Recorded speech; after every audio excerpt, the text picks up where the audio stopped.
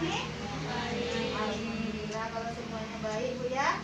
Oke Bu, hari ini kita akan melanjutkan materi kita yang sebelumnya Bu ya. Kalau hari-hari kemarin kita sudah mempelajari tentang konsep diri, kita sudah mempelajari tentang pengertian stunting, penyebab stunting, dan dampak stunting. Nah, untuk hari ini kita akan mempelajari tentang upaya pencegahan, dukungan untuk pencegahan dan penanganan stunting. Ya, karena yang datang hari ini ada 6 orang, maka saya akan bagi menjadi 2 kelompok, masing-masing 3 orang Bu ya. Oke, kelompok 1 Ibu Anissa perwakilannya, dan kelompok 2 Ibu Arnita ya. Sekarang saya akan membagikan kelompoknya. Untuk kelompok 1 tulis Bu ya. Materi diskusinya, upaya yang perlu dilakukan oleh keluarga, lingkungan agar anak tidak stunting. Ya, itu untuk kelompok 1. Saya ulang lagi, upaya yang perlu dilakukan oleh keluarga, lingkungan agar anak tidak stunting. Nah, untuk kelompok 2 yang perlu Ibu tulis, upaya yang perlu dilakukan oleh keluarga dan lingkungan jika ada anak yang stunting. Sudah Bu? Jadi kelompok 1 akan mendiskusikan tentang cara pencegahan agar anak tidak stunting. Dan untuk kelompok 2 akan mendiskusikan tentang cara menangani jika anak stunting. Paham Bu ya? Paham. Kalau sudah paham, sekarang silakan diskusi dengan kelompoknya.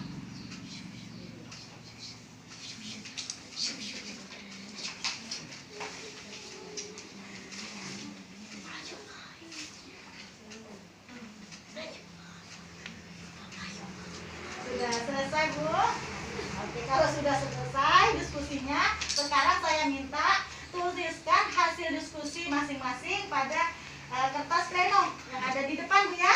Iya. Nah, siapa Bu? Ibu Akila ya. Nah, udah Bu? Sudah ya. Oke. Kelompok 2 Ibu Iman. Sudah? Kalau sudah, sekarang tuliskan di kertas pleno di depan ya. Sudah? Oke, kalau sudah, sekarang perwakilannya, coba siapa yang bisa menyampaikan hasil diskusinya ya. Oke, kita mulai dari kelompok 1 dulu ya. Apa tadi judul diskusinya? Upaya yang diperlukan oleh keluarga dan lingkungan agar anak tidak stunting. ya, apa saja tadi Bu?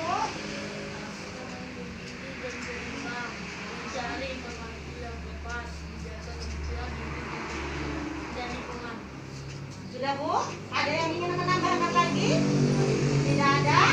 Oke, sekarang kita kasih tepuk tangan dulu ya untuk kelompok 1 yang sudah menyampaikan jawaban diskusinya, dan jawabannya sangat baik Bu ya. Iya, sekarang kelompok 2, coba sampaikan hasil diskusinya tadi.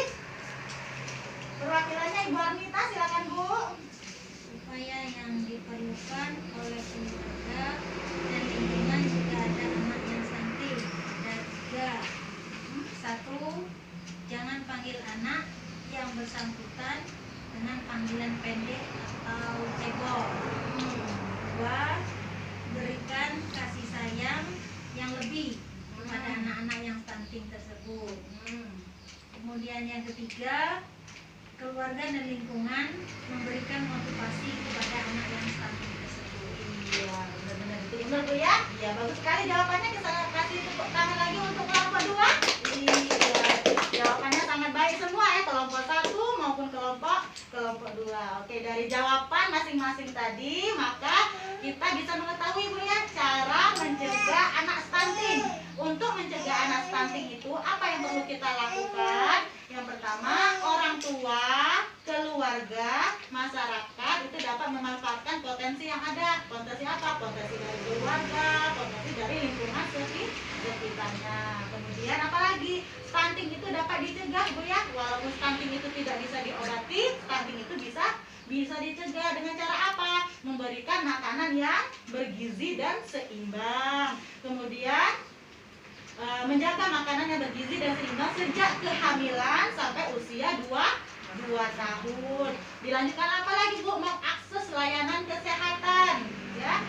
Mengakses layanan kesehatan dan mencari informasi dari sumber yang menjauhkan dari berita yang bohong atau kalau sekarang kita sebut dengan hoax, ya. Kemudian kita harus rajin memberikan stimulasi atau rangsangan kepada anak. Dan yang terakhir, benar kata Ibu Akila tadi, kita harus bisa menjaga diri serta lingkungan. Nah, itu yang paling penting, Bu, ya. Oke, sekarang kalau sudah ada anak stunting, untuk menanganinya bagaimana yang diperlukan, Bu, ya? Iya, yang diperlukan ketika terdapat anak stunting, keluarga dan lingkungan itu jangan melabeli atau mengolok-olok anak yang bersangkutan. Anak yang stunting itu dengan apa? Misalnya kalau dia pendek, jangan kita panggil dia si pendek atau si cebol, atau bisa juga kita jangan panggil dengan anak kurang gizi, ya. Jadi kalau ada anak stunting, jangan kita mengolok-olok atau melabelinya. Kemudian apa lagi? Memastikan keluarga untuk mengakses rujukan layanan untuk mengurangi dampak dari stunting. Oke, ya, paham? Paham. Oke, stunting itu dekat dengan kita, Bu. Jadi kita harus peduli. Siapapun kita harus berperan aktif untuk mencegah stunting. Untuk apa? Untuk menciptakan generasi penerus yang lebih baik. Oke, sekarang pasti Ibu sudah punya rencana, ya. Punya rencana apa? Rencana untuk bagaimana caranya agar tidak terjadi stunting. Nah, jadi nanti di rumah saya minta Ibu tulis rencana-rencana apa saja yang bisa dilakukan agar tidak terjadi stunting dan bagaimana cara menangani stunting tersebut. Nanti jawaban itu saya minta Ibu tulis di sini, Bu, ya, di tabel janji diri, ya. Rencana-rencana apa saja yang bisa dilakukan untuk mencegah terjadinya stunting dan apa saja yang perlu dilakukan untuk menangani bila sudah terjadi stunting pada anak. Nanti ini ditulis di rumah, Bu, ya, disalin lagi, ya. Kalau sudah disalin, nanti pada pertemuan selanjutnya kita kumpulkan lagi kepada saya, Bu, ya. Oke, paham? Paham. Nah, kalau sudah paham permasalahan ini, saya akan juga mengingatkan kembali kepada ibu-ibu, ya. Bantuan sosial yang sudah diberikan pemerintah kepada kita penerima bantuan untuk mengoptimalkan bantuan tersebut, Bu. Ya, bantuan sosial itu kita optimalkan untuk sebagai pencegahan atau penanganan dari stunting. Kita manfaatkan bantuan-bantuan sosial itu dengan memberikan makanan-makanan yang bergizi dan seimbang kepada anak agar anak kita tidak mengalami yang namanya stunting. Ya, Bu, ya? Paham? Paham. Oke. Nah, baik, kita lanjutkan lagi, Bu, ya. Tadi sudah paham tentang apa yang kita diskusikan, Bu, ya? Tentang rencana yang akan ditulis dengan tabel janji tadi sudah paham, ya? Oke, kalau sudah paham, di sini saya akan mengingatkan kembali, Bu, ya.